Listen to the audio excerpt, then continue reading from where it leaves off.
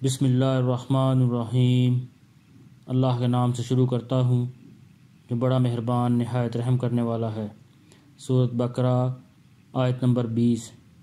یکاد البرق یخطف ابصارہم کلما اضاء لہم مشوا فیہ واذا اظلم علیہم قاموا ولو شاء اللہ لذہب بسمعہم وابصارہم ان اللہ علی کل شیء قدیر۔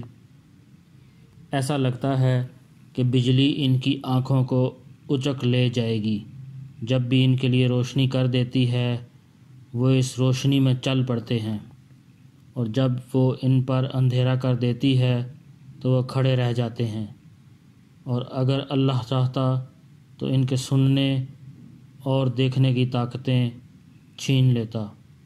بے شک اللہ ہر چیز پر قدرت رکھتا ہے۔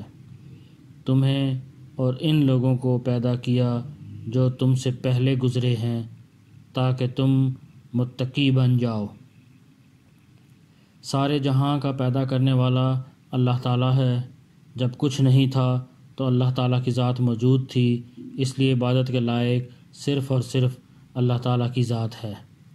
صرف اللہ تعالیٰ ہی کی عبادت کرنی چاہیے، اسی سے مدد مانگنی چاہیے، وہی مدد کر سکتا ہے، اس کے علاوہ کوئی بھی مددگار نہیں ہو سکتا۔ اللہ پاک ہمیں قرآن پڑھنے کی، سمجھنے کی، اس پر عمل کرنے کی اور دوسروں تک پہنچانے کی توفیق عطا فرمائے۔